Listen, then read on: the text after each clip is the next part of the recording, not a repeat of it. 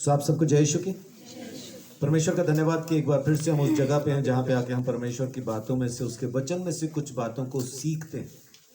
आज जो मैं आपके साथ बात करने वाला हूँ वो है कि क्या कभी हम अपने आप को अकेला पाते हैं? क्या कभी जिंदगी में ऐसे लगा कि मैं अकेला हूं? क्या कभी ऐसा महसूस हुआ कि कोई नहीं है? सबके होते हुए भी कोई नहीं है। क्या कभी ऐसा महसूस हुआ? मुझे बहुत बार हुआ, मुझे बहुत बार हुआ, लेकिन मैंने शिकायत नहीं की। कुछ लोगों ने मुझे आके कहा भी है ना, इस टाइम पे आपके लोग, आपके परिवार के लोग होने चाहिए, ये होना चाहिए, वो होना चाहिए, ऐसा होना चाहिए, वैसा होना चाहिए। लेकिन मैंने उनको जवाब दिया, अपने परिवार के बारे में कुछ नहीं कहा। हाँ जी, देख लो जी कैसे हैं, है ना, ये नहीं किया। उन्होंने मुझे कहा आपके परिवार के लोग होने चाहिए, तो मैंने कारण बताया उनके वहां ना होने का। अरे नहीं, वो चाहते थे लेकिन इस वजह से नहीं है। अगर मैं भी उनके साथ मिलकर वो बोलना शुरू करता तो आज की तारीख में आप में से कोई भी फिर मेरे परिवार को आदर ना दे पाता। अकेले हम सब हुए हैं कभी ना कभी। एक बार देखते हैं बाइबल इसके बारे में क्या कहती है, बाइबल का कहना क्या है। यूहन्ना 16 अध्याय उसकी 19 आयत से लेके जब हम आगे पढ़ना शुरू करें, वैसे तो वो जाएगी 33 आयत तक, लेकिन आप शुरू कीजिए 19 से, फिर जहां पे यीशु ने यह जानकर कि वे मुझसे पूछना चाहते हैं, उनसे कहा, क्या तुम आपस में मेरी इस बात के विषय में पूछताछ करते हो? थोड़ी देर में तुम मुझे ना देखोगे और फिर थोड़ी देर में मुझे देखोगे। अब यहाँ पे जब आप पढ़ते हैं अपने पास अपने नोट्स में जरूर लिख लीजिए 19 से 33 तक, 16 का 19 से 33 तक। लेकिन यहाँ पे यीशु मसीह क्या बात क्या कह रहे हैं कि जब यीशु ने देखा कि वो पूछना चाहते हैं, और क्या पूछना चाहते हैं, यीशु ने जवाब दिया कि अभी थोड़ी देर तक तुम मुझे देखोगे, थोड़ी देर बाद नहीं देखोगे, और उसके थोड़ी देर बाद फिर दोबारा मुझे देखोगे। ये कौन सी रात है? ये वो रात है, एक बार देखो दोबारा से, ये वो रात है जिसमें यीशु मसीह पकड़वाए जाने वाला है।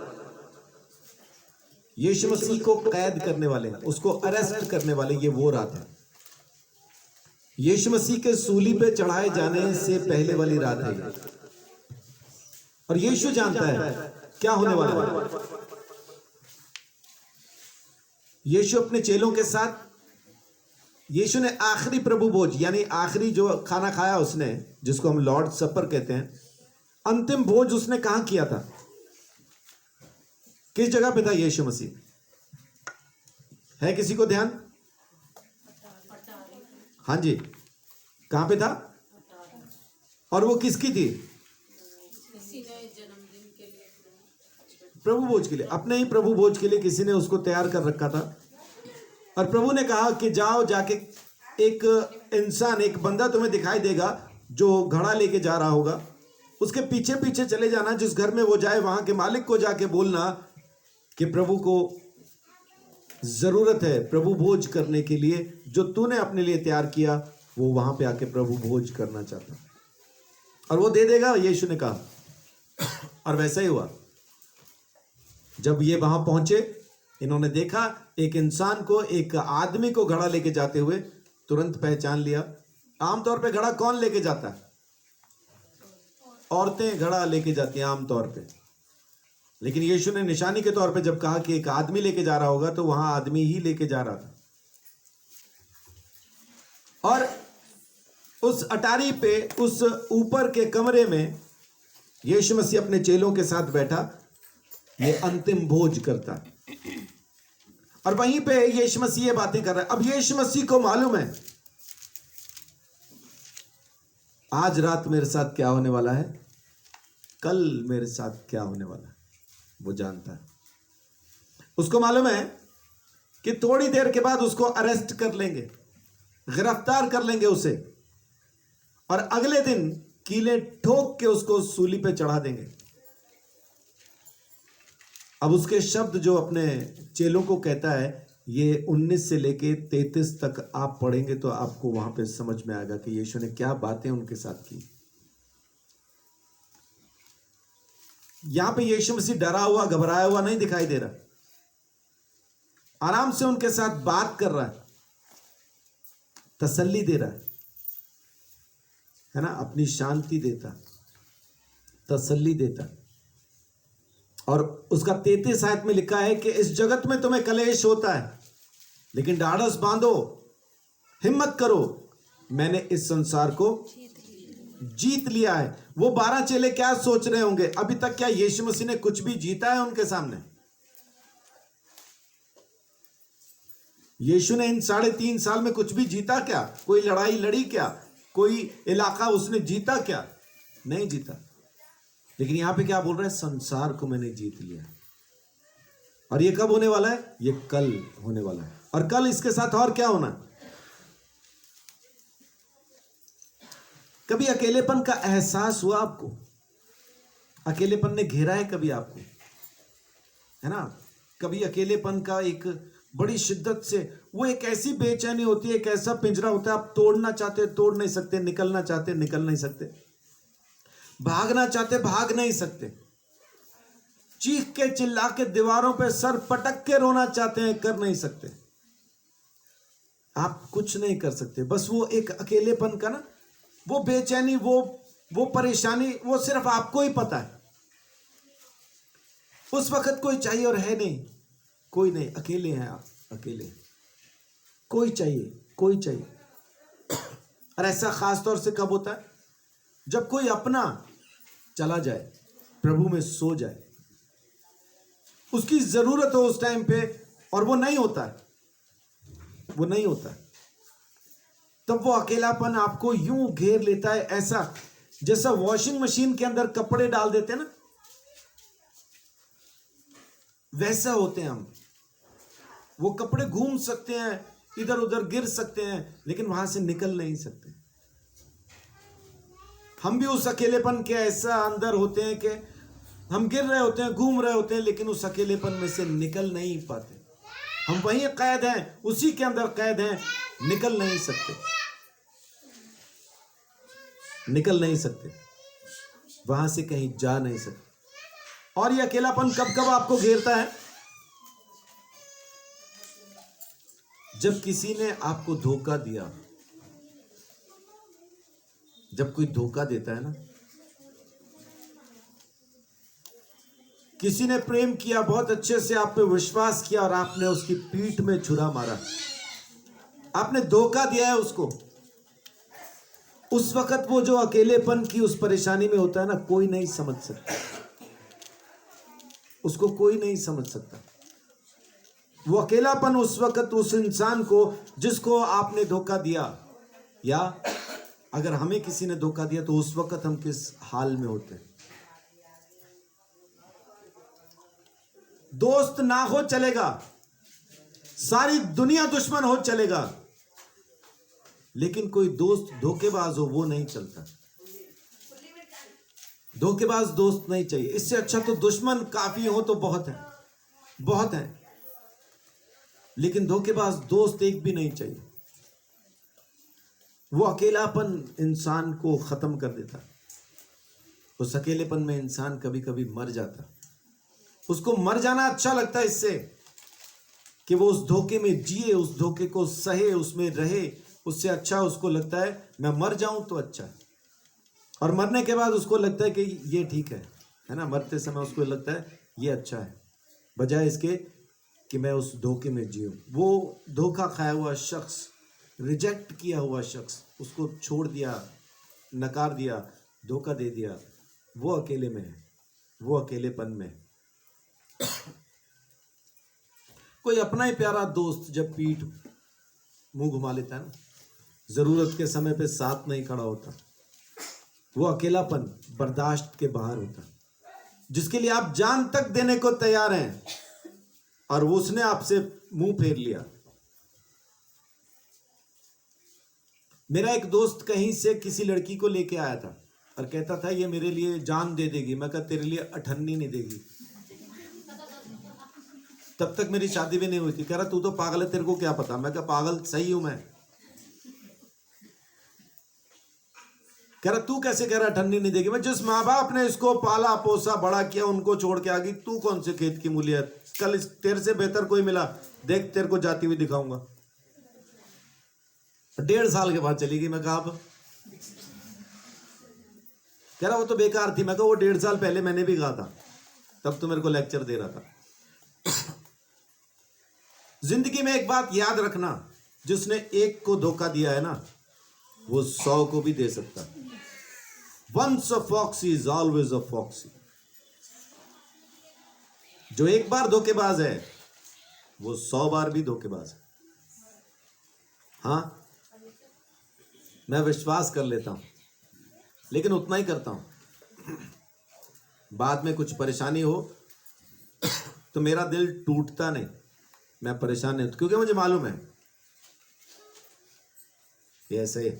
लेकिन ये बड़ा मुश्किल से सीखा मैंने। बहुत सी रातें ऐसी बिताई जो परेशानी की रातें थी, समस्याओं की रातें थी, जो खत्म ही नहीं होती थी, जो खत्म नहीं होती। आपकी जिंदगी में कभी कोई ऐसी रात आई जिसकी सुबह ही ना हो रही हो? सुई घड़ी सो गई हो, है ना, सुई चली ना रही हो, ऐसी रात कभी आई? मेरी जिंदगी में बहुत सी आई। सुबह ही नहीं होती, सुबह ही नहीं होती, सुबह ही नहीं होती। वो रात यूं लंबी हो जाती है, रबड़ के जैसा खींच के, खत्म ही होने में नहीं आती, खत्म होने में नहीं आती। वो अकेलेपन की रातें, परेशानी की रातें। क्या आपने ऐसा अकेलापन कभी महसूस किया? सभी जाग रहे हैं? क्या कभी ऐसा महसूस किया? यीशु ने भी किया, यीशु ने भी किया। यीशु मसीह को सब कुछ मालूम था, उसने इस अकेलेपन को महसूस किया। वो जानता था कि वो अब अकेला कर दिया जाएगा, अकेला हो जाएगा। उसके दुश्मन, उसके विरोधी उसको नकारेंगे, उसका इनकार करेंगे, उसके खिलाफ बातें करेंगे। और ये जो उसके चेले, ये जो उसको प्रभु प्रभु कहते हैं, उसके आगे पीछे दौड़े फिरते हैं, प्रभु बैठ, प्रभु उठ, प्रभु खा, प्रभु सो, ये जो प्रभु प्रभु कहते हैं उसके आगे पीछे दौड़े फिर रहे हैं, सब उसको छोड़ के चले जाएंगे। उसको मालूम था।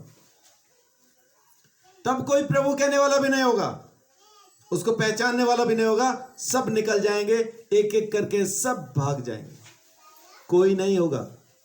ये जो जान देने को तैयार है ना, यीशु मसीह को छोड़ के चले गए। आप कौन हैं, मैं क्या हूं? ये जो एक दूसरे के लिए जान देने को हम कहते हैं ना कि, है ना भाई, तेरे बगैर मैं रह नहीं सकता, तेरे लिए जान देने को तैयार हूं। चेले भी कहते थे, प्रभु कहते थे यीशु को, और जब मौका आया सब निकल लिए। हमें लगता है ये नहीं जाएगा, सबसे पहले यही जाएगा। यकीन करें, लिख लें, सबसे पहले यही जाएगा। सबसे पहली खेप जो जाने वाली है वो उन्हीं की जाएगी जिन पे आपको विश्वास है, बाद में दूसरे जाएंगे। और सबसे ज्यादा उस रात को यीशु मसीह को सबसे ज्यादा बेचैनी किस बात की थी? उस रात सबसे ज्यादा बेचैनी प्रभु यीशु मसीह को इस बात की थी कि कल मेरा बाप भी मुझे छोड़ देगा, परमेश्वर भी मुझे छोड़ देगा। यीशु मसीह ने सूली पे एक ही बात चिल्ला के कही, हे मेरे पिता, नहीं, वहां पे परमेश्वर कहता है हे मेरे परमेश्वर। यीशु मसीह ने सारी जिंदगी परमेश्वर को परमेश्वर नहीं कहा, पिता कह के बुलाया, लेकिन वो घड़ी वो पिता नहीं कह पाया। उस घड़ी क्या कहता है? हे मेरे परमेश्वर, हे मेरे परमेश्वर, तूने मुझे क्यों छोड़ दिया? क्योंकि वो बाप नहीं रहा वहां पे, वहां वो परमेश्वर हो गया, पवित्र हो गया। और यीशु मसीह जो मेरे और आपकी वजह से पापी था, जो मेरे और आपकी वजह से पाप बन गया था, परमेश्वर ने उसको त्याग दिया। रिश्ता टूट गया बाप बेटे का। किस वजह से? ताकि मुझ जैसा खराब, बेकार, घटिया और लुच्चा इंसान परमेश्वर की संतान बन सके। उस परमेश्वर का धन्यवाद कि उसने अपने इकलौते बेटे, उस बेटे के साथ अपना रिश्ता तोड़ दिया जो पवित्र पवित्र और पवित्र बेटा है, परमेश्वर का वचन। जिसको पाप के बारे में पता ही नहीं, जानकारी नहीं, उसको छोड़ दिया ताकि मुझे अपनी संतान बना सके, आपको अपनी संतान बना सके। परमेश्वर ने उसको त्याग दिया। साथ में एक कहानी बताता हूं। एक गरीब किसान ने अपने बेटे को पाला पोसा बड़ा किया और कैसी कैसी मेहनत करके खुद फटे कपड़े पहन के उसको अच्छी यूनिफॉर्म खरीद के दी, खुद नंगे पांव रह के उसको जूते लेके दिए, ऐसा उसको पढ़ाया लिखाया, उसको बड़ा किया और फिर एक अच्छी यूनिवर्सिटी में पढ़ने के लिए उसको दूर देश में भेज दिया। लेकिन ये बेटा कैसा था कि इसने ना तो वहां से कभी खत लिखा, न कभी फोन किया, न कभी वापस आया। बाप का पैसा जरूर इस्तेमाल कर रहा है वहां पे पढ़ने के लिए, लेकिन ना फोन करता है, ना बात करता है, ना वापस आता। कभी कभी हमें भी अपने माँ बाप ना ऐसे ही लगते हैं, बड़े बेकार हैं, एकदम ऐसे हैं, मुझसे तो प्रेम ही नहीं करते। मैंने अपने माँ बाप के बारे में मैंने बहुत कहा लोगों को, जा जाके मेरे माँ बाप मुझसे प्यार नहीं करते। और सुबह उठ के नहाता धोता तैयार होता था, प्रेस किए हुए कपड़े पहनता था। प्रेस मुझे आज तक नहीं करनी आती, तो करता कौन था? मेरे डैडी। जूते खराब हो जाए, मिट्टी इट्टी लगे, कुछ हो, जो पॉलिश वाले जूते पहनता था। पॉलिश कौन करता था? मेरे डैडी। कपड़ा कभी फटा हुआ नहीं पहना, पुराना नहीं पहना, खरीद के कौन लाता था? मेरी माँ। मुझे मेरी बनियान का नंबर नहीं पता था क्या होता है, उसको मालूम था। मैं एक बार लेने चला गया, मैंने बोला बनियान दे दो, कह रहे क्या नंबर? मैं कहा बनियान का भी नंबर होता है। वो मेरे को बड़े ध्यान से देख रहा है, कह रहा आज पहली बार पहनेंगे क्या?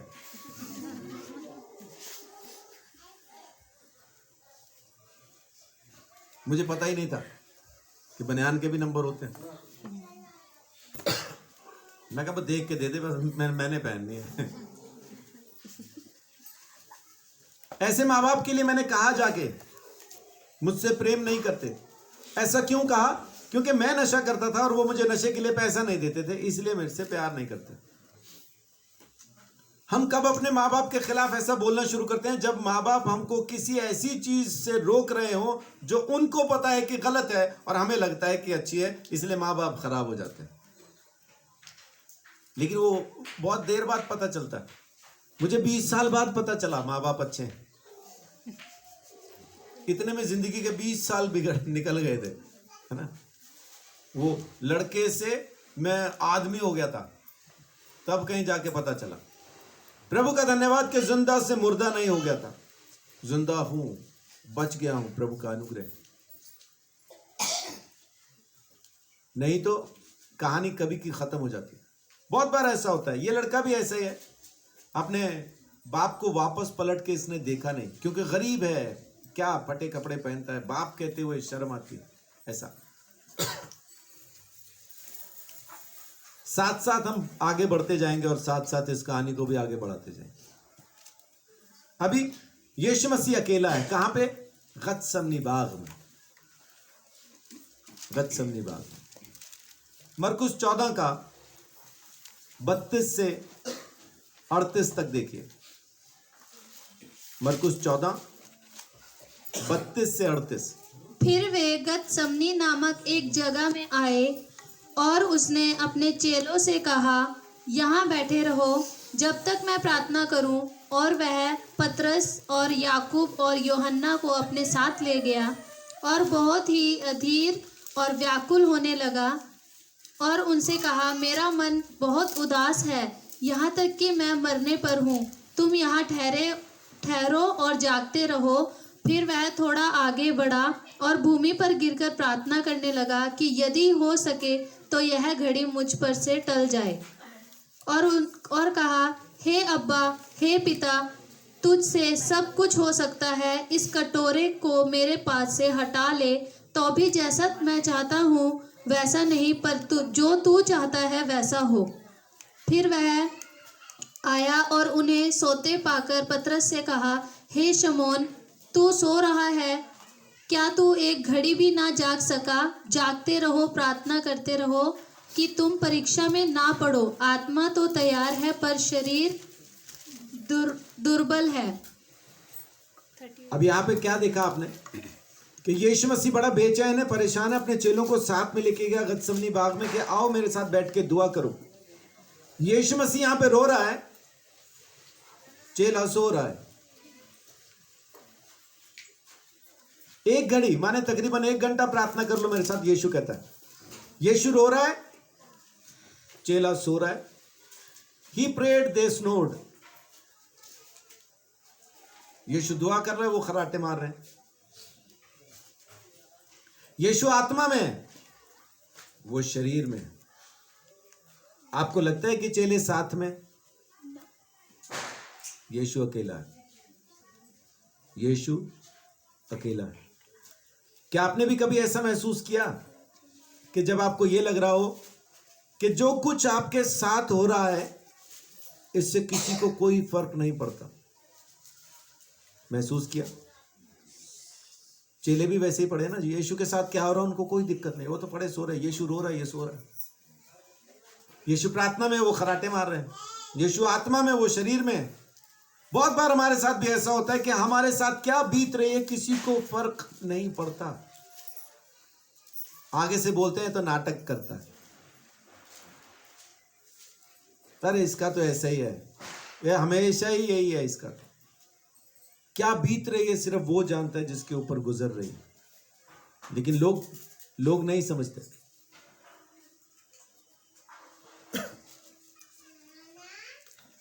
दूसरों को बिल्कुल परवाह नहीं, किसी को पता ही नहीं कि आपके साथ हो क्या रहा है, आपके ऊपर क्या गुजर रही है, कोई नहीं जानता।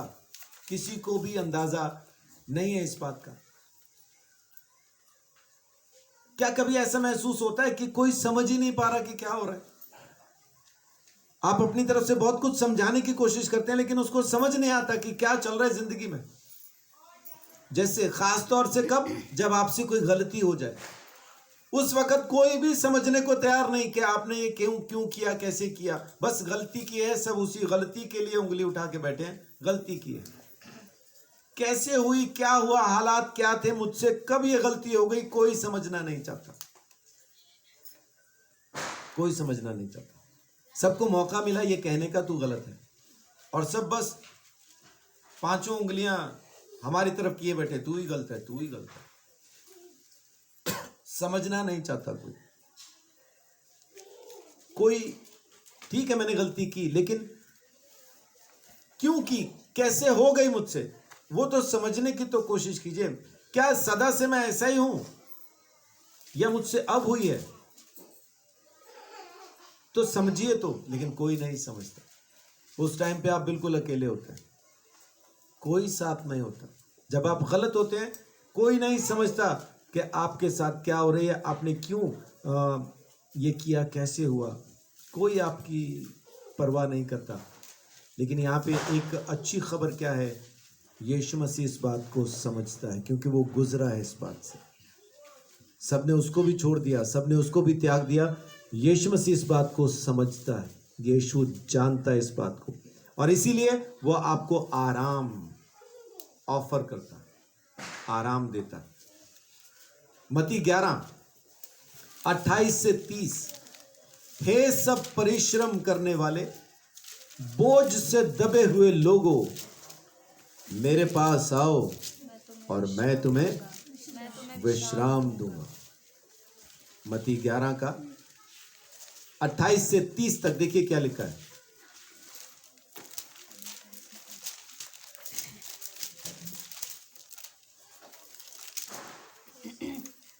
हे सब परिश्रम करने वालों और बोझ से दबे हुए लोगों, मेरे पास आओ, मैं तुम्हें विश्राम दूंगा।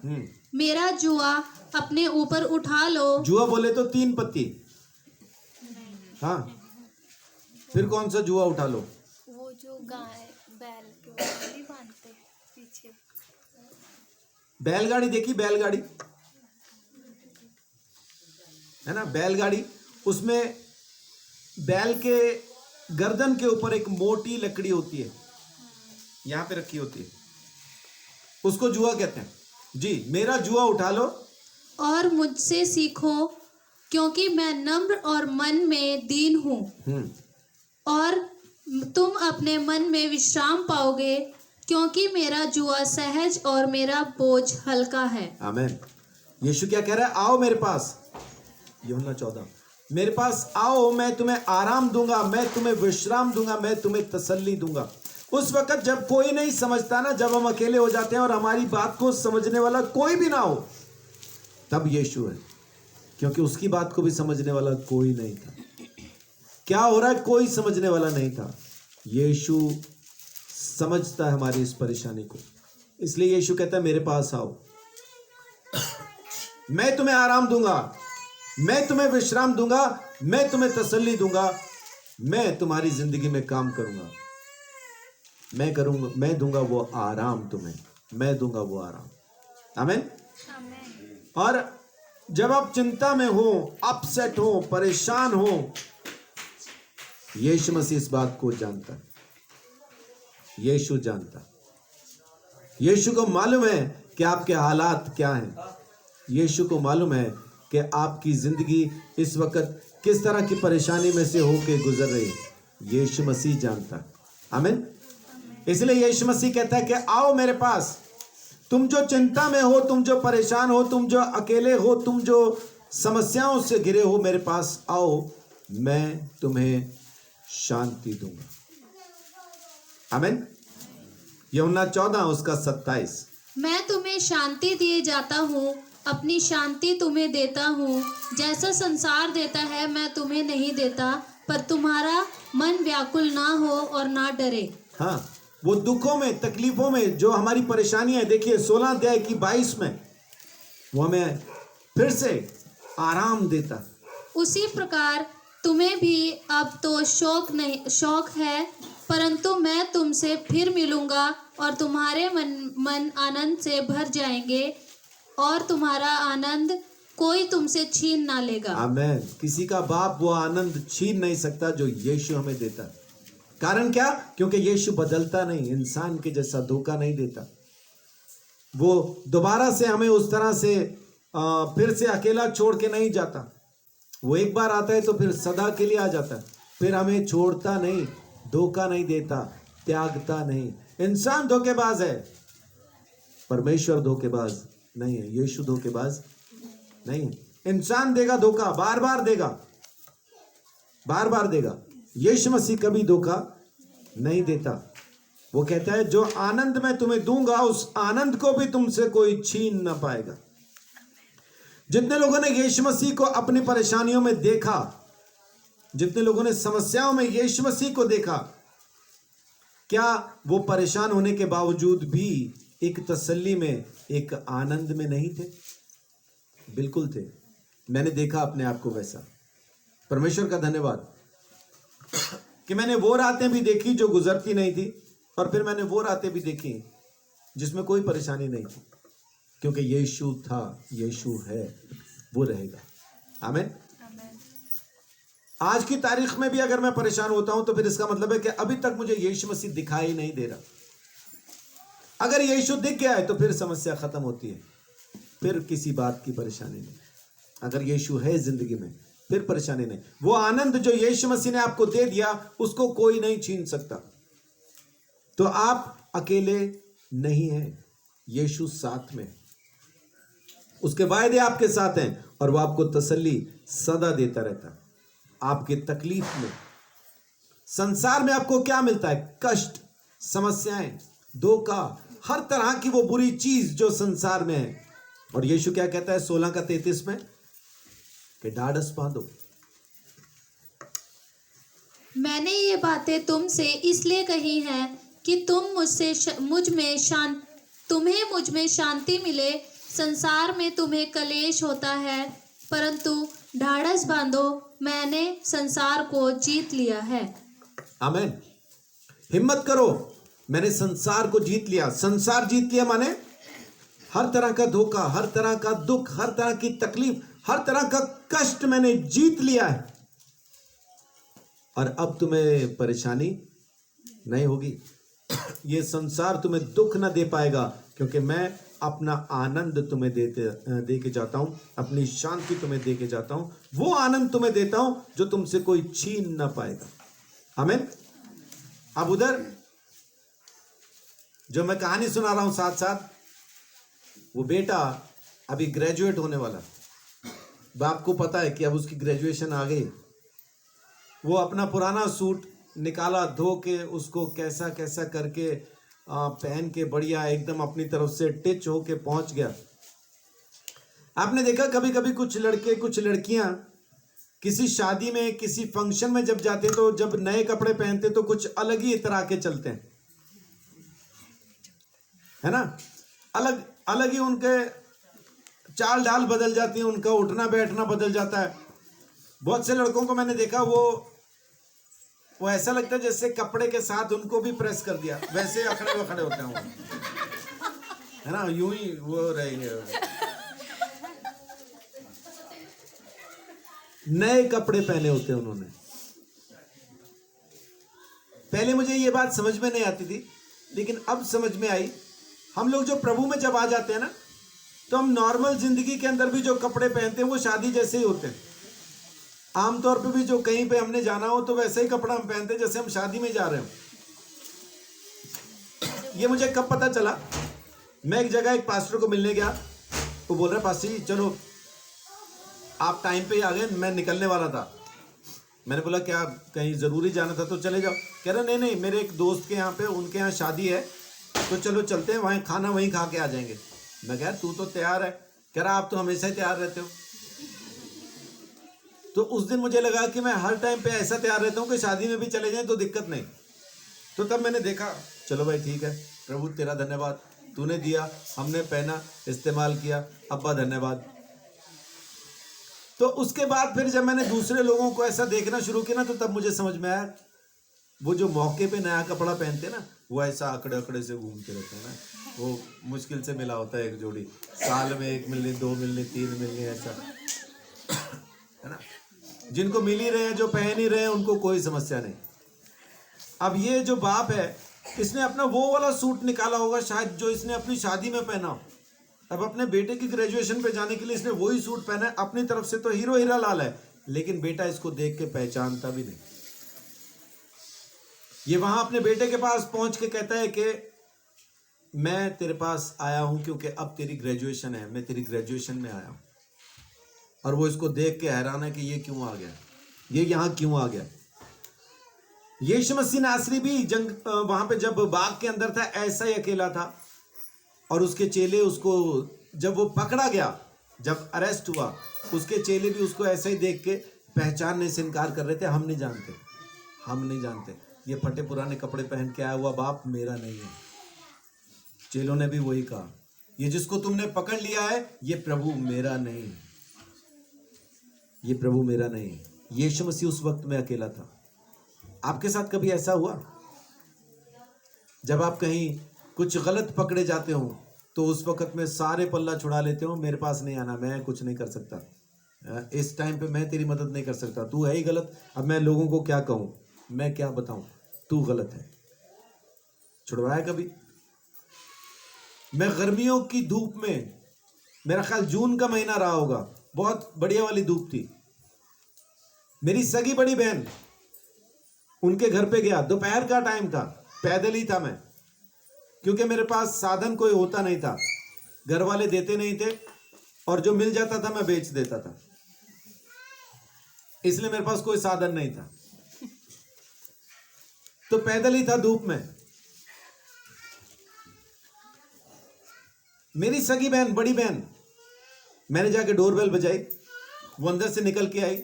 जैसे आपने देखा होगा पंचकुले के अंदर जो कोठियां होती है ना, उसका गेट थोड़ा बाहर सड़क के ऊपर होता है, वो निकलो, बाहर आओ, गेट खोलो, फिर अंदर आना होता है। तो मैं जब वहां पे पहुंचा, मतलब वो गेट के पास आई और आके मेरे को कहती है हाँ कुछ काम था। मैंने बोला नहीं, यहां से जा रहा था, मैं कहा चल मिल के जाऊं। कह रही तू ना फिर कभी आई हो, अभी मेरे रिश्तेदार आए हुए हैं। उसने पानी भी नहीं पूछा मुझे, और मेरी सगी बड़ी बहन है वो, सगी बड़ी बहन। ऐसा क्यों? क्योंकि हम शक्ल से नशेड़ी दिखते थे।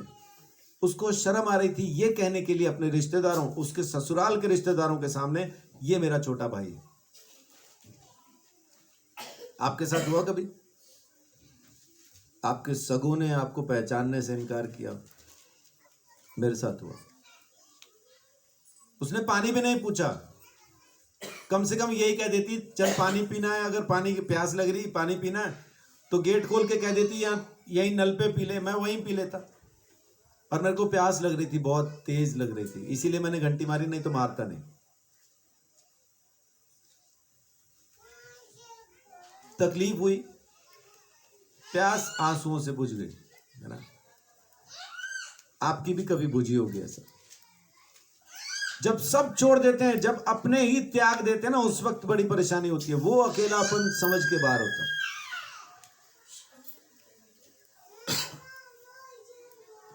अगर आज की तारीख में भी मुझे कहें कि तू अपनी बड़ी बहन पे विश्वास करता है, तो आज भी नहीं कर पाता। वो जिसने एक गिलास पानी नहीं दिया, वो जिंदगी में और क्या दे पाएगी। इसीलिए कहता हूं once a fox is always a fox. मेरी माँ मुझे कहती है कि तू बड़ा खतरनाक और बेकार आदमी है।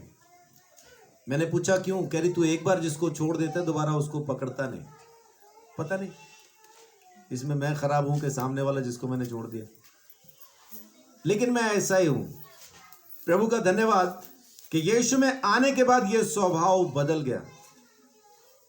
हम ही में से बहुत सारे लोग हैं जिन्होंने मेरे खिलाफ बहुत कुछ कहा। क्या मैंने कभी आपको छोड़ दिया? हाँ नहीं बोलना, पता चल जाएगा वो आप थे। क्या मैंने आपको छोड़ दिया? नहीं छोड़ा ना, मैं यही हूं, आपके साथ ही हूं, आप मेरे साथ ही। अब नहीं छोड़ता, वो जमाना पहले का था। बिना यीशु मसीह के जमाने की बात मैं बता रहा हूं। आज यीशु के साथ है, सो मुझे मालूम है यीशु को भी ऐसा ही छोड़ा। वो मेरी उस तकलीफ को जानता है। यीशु के बगैर कोई नहीं जानता इस बात को। यीशु इन चीजों को बहुत अच्छे से समझता और पहचानता है, इसीलिए आपका साथ दे पाता है जब आप पूरी तरह से अकेले होते हैं। तब जब आप पूरी तरह से पाप में होते हैं और सब आपको छोड़ देते हैं, तो सिवाय यीशु मसीह के कोई आपको नहीं समझता। क्यों? क्योंकि वो भी जब सूली पे चढ़ के मरा तो वो पाप था और बाप ने भी उसको छोड़ दिया था, इसलिए वो आपको नहीं छोड़ता। आप चाहे कहीं भी हैं, कैसे भी हैं, वो नहीं छोड़ता। कितने अकेले क्यों ना हो जाए, नहीं छोड़ता। लेकिन तब भी हमारे जबान पे ये बड़ी बार सवाल आ जाता है, क्यों नहीं सुन रहा, मेरी क्यों नहीं सुन रहा। उसने आपको कभी भी नहीं छोड़ा। आपके लिए ये सब कुछ उसने सहा है, उसको जरूरत नहीं थी ये सब कुछ सहने की। ये सब सहने की उसको जरूरत नहीं थी, क्योंकि वो मुझसे और आपसे प्रेम करता है, इसलिए उसने ये सब कुछ सहा है। और जब यीशु मसीह को ट्रायल में लेके गए, ट्रायल बोले तो जब उसको पेश किया गया अदालत में, उस वक्त में यीशु मसीह अकेला था। मरकुस 14:50 यीशु अकेला था, कोई नहीं था, कोई भी नहीं था। इस पर सब चेले उसे छोड़कर भाग गए। भाग गए, सब भाग गए, सब भाग गए। यीशु मसीह के सारे चेले छोड़ के उसको भाग गए, क्योंकि यीशु पकड़ लिया गया। वो जो 5 मिनट पहले कह रहे थे तू प्रभु है, तू प्रभु है, तू प्रभु है, सब भाग गए। अगर आपको भी छोड़ के सब ऐसा भाग जाए तो टेंशन नहीं लेना। वो जो वहां पे अकेला है, उसने आपको कभी अकेला नहीं छोड़ा। यीशु मसीह सदा आपके साथ था, है और रहेगा, उसका वायदा है, उसने ये किया है, हमारे साथ ये वायदा किया। वो कभी नहीं छोड़ेगा, कभी नहीं त्यागेगा, कभी धोखा नहीं देगा, वो साथ में रहेगा। आमीन। 15:1 देखिए क्या कहता है। भोर होते ही तुरंत प्रधान याजकों, पुरनियों और शास्त्रियों ने वरन सारी महासभा ने सलाह करके यीशु को बंधवाया और उसे ले जाकर पिलातुस के हाथ सौंप दिया। झूठी गवाही, सबने सलाह की, चलो अब इसको पकड़ के सूली पे चढ़ा देते। सबने झूठी गवाही दे के उसको फंसा दिया, उसको वहां तक ले गए। वो अकेला था। मत्ती 26, यीशु मसीह अकेला था। 69 से 74 तक। और कहा, इसने कहा है कि मैं परमेश्वर के मंदिर को ढा सकता हूँ और उसे 3 दिन में बना सकता हूँ। तभी महायाजक ने खड़े होकर यीशु से कहा, क्या तू कोई उत्तर नहीं देता?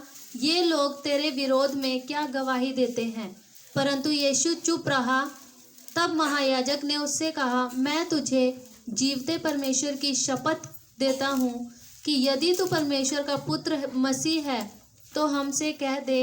यीशु ने उससे कहा, तूने आप ही कह दिया, वरन मैं तुमसे यह भी कहता हूँ कि अब से तुम मनुष्य के पुत्र को सर्वशक्तिमान के दाहिनी ओर बैठे और आकाश के बादलों पर आते देखोगे। आमीन।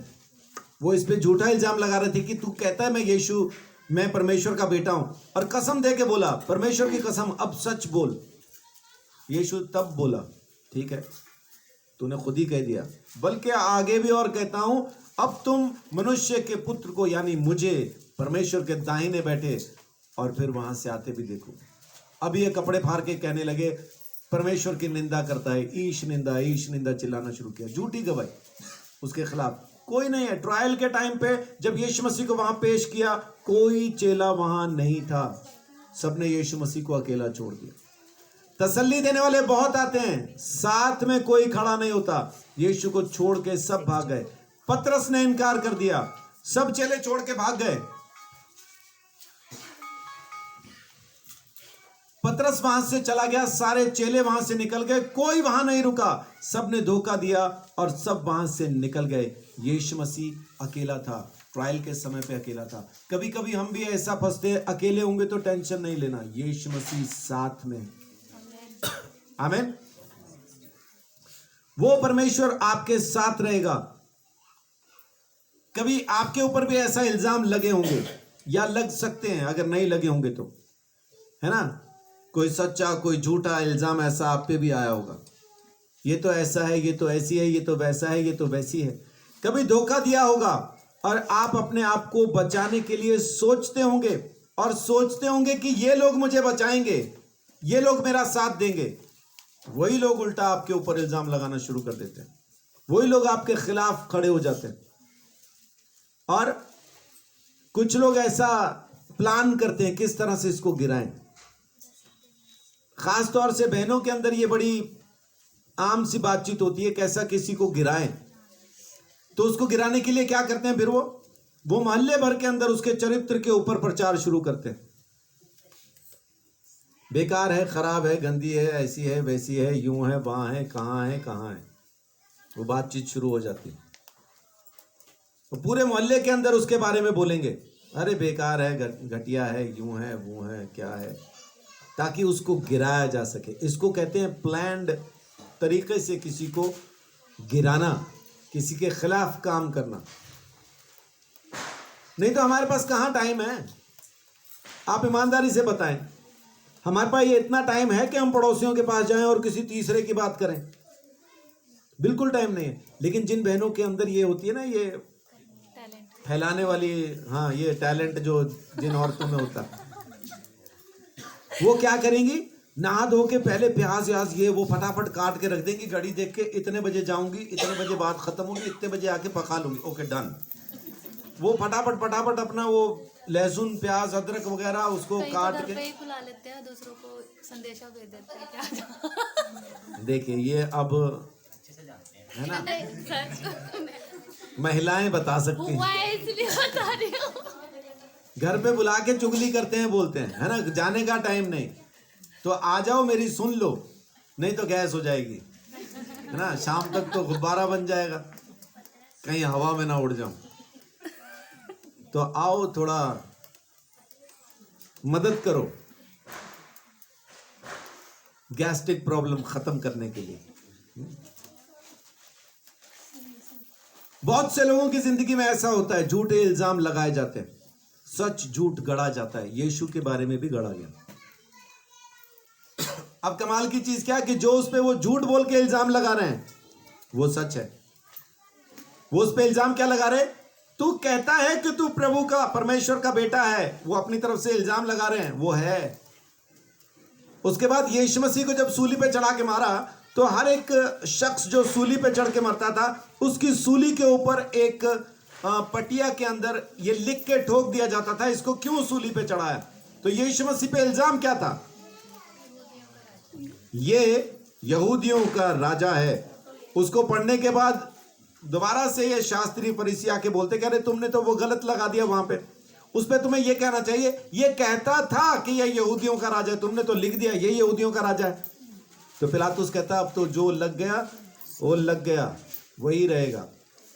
तो अपनी तरफ से इल्जाम लगा रहे थे, लेकिन वो सब सच था, वो सब सच था। यीशु के ऊपर झूठे इल्जाम भी वो झूठे ना लगा पाए, वो सच में वैसा ही था, लेकिन उसको इल्जाम के तौर पे लगा रहे थे।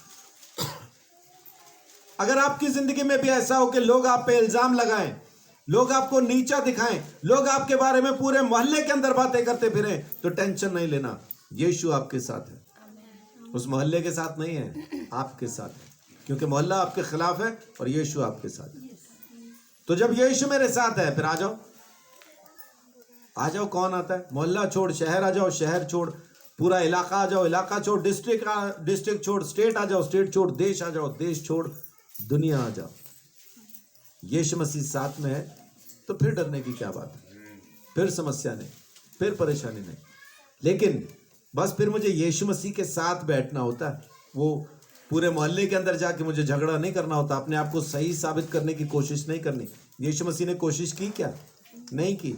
वो चुपचाप मर गया उस इल्जाम को लेके। हमें कहता है तुम टेंशन नहीं लेना, मैं तुम्हारी जगह पे लड़ूंगा। तो हमें शांत रहना है, चुप रहना है, और प्रभु लड़ेगा, और ऐसा लड़ेगा कि आपको हर एक बात का, हर एक चीज का सही सही वो परिणाम दिखाई भी देगा। देखो ये यीशु ने मेरे लिए किया है, आमीन। तो वो आपके लिए परेशान होता है, वो आपकी चिंता करता है। यीशु मसीह है जो आपके लिए आपका ख्याल रखता है, आपका ख्याल रखने के लिए यीशु मसीह है वहां पे, आमीन। बात अभी यहीं खत्म नहीं हुई। यीशु मसीह जब सूली पे चढ़ के मरा तो वहां भी अकेला ही था। हालांकि सिपाहियों से घिरा था लेकिन अकेला था, हालांकि लोगों से घिरा था अकेला था, दो डाकुओं के बीच में था पर अकेला था। और वहीं पे उसने चिल्ला के कहा, हे मेरे परमेश्वर, हे मेरे परमेश्वर, तूने मुझे क्यों छोड़ दिया। वो आखिरी समय पे अकेला था, सूली पे जब था तो अकेला था। कभी याद कीजिए किसी को आपने धोखा दिया हो और वो अकेला ही रह गया हो, या दुनिया ही छोड़ के चला गया। अगर ऐसा आपकी जिंदगी में, मेरी जिंदगी में अगर है भी, परमेश्वर के पास लौट के आए, वो इसको भी माफ करता है। मरकुस 15:33-34।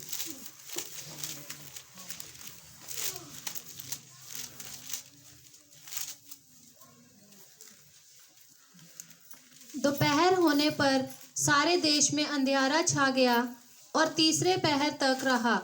तीसरे पहर यीशु ने बड़े शब्द से पुकार कर कहा, इलोई इलोई लमा शबक्तनी, जिसका अर्थ है, हे मेरे परमेश्वर, हे मेरे परमेश्वर, तूने मुझे क्यों छोड़ दिया। हाँ। जो पास खड़े थे उनमें से कुछ ने यह सुनकर कहा, देखो वह एलिया को पुकारता है। और एक ने दौड़कर स्पंज को सिरके में डिबोया और सरकंडे पर रखकर उसे चुसाया और कहा, ठहर जाओ, देखें एलिया उसे उतारने के लिए आता है कि नहीं। तब यीशु ने उस बड़े शब्द से चिल्लाकर 33-34।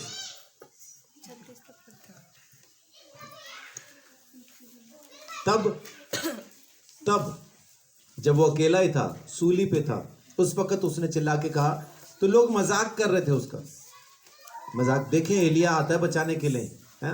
वो एलोई एलोई बोल रहा है, यानी परमेश्वर परमेश्वर कह रहा है, और वो कह रहे एलिया एलिया कह रहा है। सो दिक्कत नहीं। अब जैसे ये बाप वहां पहुंचा, सूट पहन के पहुंचा, अपने बेटे से मिलता है। बेटा उसको मालूम क्या बोलता है? वो कहता है, बेटा मैं तेरी ग्रेजुएशन में आया हूं। और ये क्या कहता है? सर आपको गलती हुई है, मैं आपका बेटा नहीं हूं। और वो उसको छोड़ के चला जाता। अब आप समझिए इस बाप की हालत क्या होगी। यीशु मसीह की हालत भी ऐसा ही है, यीशु मसीह की हालत भी ऐसी है।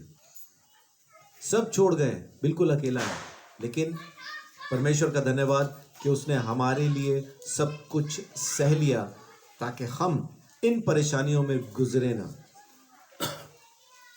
इन परेशानियों से गुजरे ना। अर्नेस्ट मल का एक गीत है, आज जाके सुनना आप अपने अपने घर पे।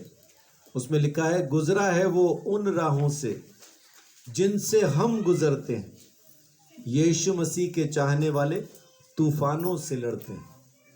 गुजरा है वो उन राहों से जिनसे हम गुजरते हैं। सो उस परमेश्वर के ऊपर अपने विश्वास को लेके आए, उस पर विश्वास करें कि वो सच में साथ में है। हम जब अकेले हो जाते हैं उस वक्त में भी अकेले नहीं होते, क्योंकि यीशु मसीह साथ में होता है। जब सब छोड़ जाते हैं तब भी सब नहीं छोड़ पाते, क्योंकि यीशु मसीह साथ में है। जब सब धोखा दे देते हैं तो सब धोखा नहीं दे पाते, क्योंकि यीशु मसीह साथ में है। जब सब इनकार कर देते हैं तो सब इनकार नहीं कर पाते, क्योंकि यीशु मसीह साथ में है। जब तक यीशु मसीह आपके साथ है और आप यीशु मसीह के साथ हैं, तब तक आप ये समझ लीजिए कि आप कभी भी अकेले नहीं होंगे। आमीन। और इस बात को आपको याद रखने की जरूरत है कि आप अकेले नहीं हैं। दूसरे को नहीं बताना, हम दूसरे को बताना शुरू कर देते हैं। तूने मुझे छेड़ा, देख प्रभु मेरे साथ है, अब तुझे वो छेड़ेगा। वो नहीं, वो नहीं। कोई मुझे कुछ कहे तो मुझे ये याद रखना है कि यीशु मेरे साथ है। और घर आके यीशु मसीह को जब लोग गालियां देते थे तो यीशु क्या करता था? वापस गालियां देता था। हाँ, फिर क्या करता था? चुप रहता था। चुप रहता था। कुछ तो करता होगा। प्रार्थना ही करता था उनकी। हाँ जी, प्रार्थना ही करता था। प्रार्थना करता था। एक बार देखते हैं करता क्या था। जब यीशु मसीह पे इल्जाम लगता था, जब लोग यीशु को गालियां देते थे, पहला पतरस 2 अध्याय, तब यीशु मसीह क्या किया करता था?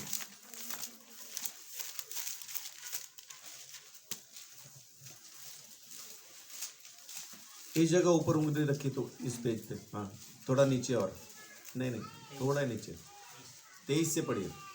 वह गाली सुनकर गाली नहीं देता था और दुख उठाकर किसी को भी धमकी नहीं देता था। अब बताऊंगा मैं तेरे को पता है मैं हूं प्रभु, मैं प्रभु हूं। तूने मेरे को कहा, देख फिर आ लेने दे मेरे को अपने राज्य के अंदर, सीख कबाब बनाऊंगा तेरा फ्राइड पकौड़ा ना बनाया तो मेरा नाम यीशु नहीं। आग की झील में सबसे ज्यादा गहरी आग जहां होगी ना, वहां डालूंगा तेरे को। तू देख, मैं बताता हूं तेरा मैं करूंगा क्या। ऐसा करता था? नहीं। गाली सुन के गाली नहीं देता था, और क्या कहता था आगे? क्या धमकी दुख उठा के धमकी नहीं देता था। फिर पर अपने आप को सच्चे न्यायी के हाथ में सौंपता था। बस यही हमें भी करना है, सच्चे न्यायी के हाथ में। जब यीशु मसीह भी अपने आप को सौंपता था, हमें भी तो वही करना है। फिर वही तो हमारा आदर्श है। हम तो आ जाते मैदान में, आजा फिर तू एक बार आया मैं 4 बार आऊंगा। तूने माँ बहन की थी, ले मेरे पास तो मौसी और बुआ वाली भी है, नानी दादी वाली भी है, आ फिर मैं तेरे को बताऊं। है ना, पंजाबियों की गालियां तो ऐसी ऐसी कान के बाल जल जाते हैं। और पूरे मोहल्ले में खड़े होकर देते हैं। उनकी तो हेल्पिंग वर्क होती है। बात करते करते जब तक वो 5-7 गालियां न दे दें, बात ही पूरी नहीं होती। खुश होंगे तब भी, दुखी होंगे तब भी गाली देंगे। पंजाब के अंदर तो मैंने ये देखा, छोटे बच्चे को ये नहीं कहते नमस्ते करके दिखा चाचे को, हैं चाचे नु भैन दी गाल काट के दिखा, और वो भी देता है। चाचा खुश, बाप भी खुश है। कितनी सोहनी लगती थी मुंह तो। बच्चे को बचपन से सिखा रहे गालियां देने। और परमेश्वर क्या कह रहा है, वचन क्या कह रहा है कि यीशु गाली सुन के गाली नहीं देता था, दुख उठा के धमकी नहीं देता था, बल्कि अपने आप को उस परमेश्वर के हाथ में सौंप देता था। तो आइए हम भी यही करें। आइए फिर हम भी यही करें। हम भी परमेश्वर के हाथ में सौंप के देखें कि इस बार परमेश्वर क्या करता है फिर हमारे लिए। आमीन। और ये याद रखना, आप अकेले नहीं हैं, आप अकेले नहीं है। प्रभु यीशु मसीह आपके साथ है। और वो क्यों साथ है? क्योंकि वो हर उस जगह से गुजरा है जहां से हम गुजरते हैं। वो हर उस जगह से होके गुजरा, हर उस पाप में से, हर उस तकलीफ में से वो होके गुजरा। क्या यीशु मसीह कभी बीमार हुआ? तो उसको क्या पता बीमारी क्या होती है? अगर यीशु बीमार ही नहीं हुआ कभी, क्या कहते रेनो? यीशु को क्या पता ये सिस्ट क्या होती है? कोड़े तो खाए, लेकिन उसको इस तकलीफ का पता है क्या? इस दर्द के बारे में मालूम है क्या उसको? कैसे मालूम है? बीमार हुआ कभी यीशु? यीशु हुआ कभी बीमार?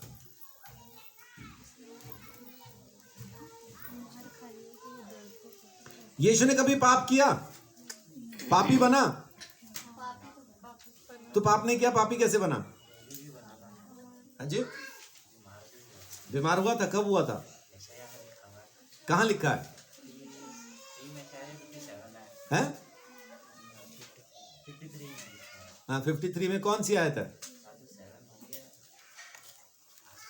हाँ, पहुंचो पहुंचो, जल्दी पहुंचो। 53 में क्या है? 7 से आगे जाओ, 7 से आगे बढ़ो, 7 से आगे। मिली? कौन सी है? वहां नहीं है, मैं कह रहा हूं 7 से आगे जा, 8 से भी आगे जाओ, 9 से भी आगे जाओ। 11 पे है क्या? 11 है? हाँ, क्या लिखा है 10 में? तो भी यहोवा को यही भाया हाँ। कि उसे कुचले, उसी ने उसको रोगी क्या कर दिया? रोगी कर दिया।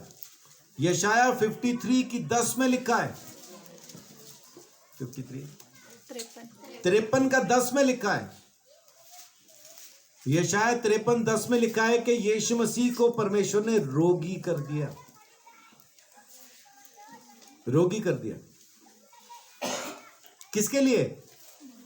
हमारे लिए, ताकि जब रोगी होके वो मार खाए तो हम उसके कोड़े खाने से चंगे हो जाएं। आमीन। तो कब वो रोगी हुआ होगा? जब वो मार खा रहा होगा, उसको कुचले, उसको रोगी कर दे। जब उसने मार खाई तब वो बीमार हुआ होगा। सिस्ट का दर्द उसे पता है कैसा होता है।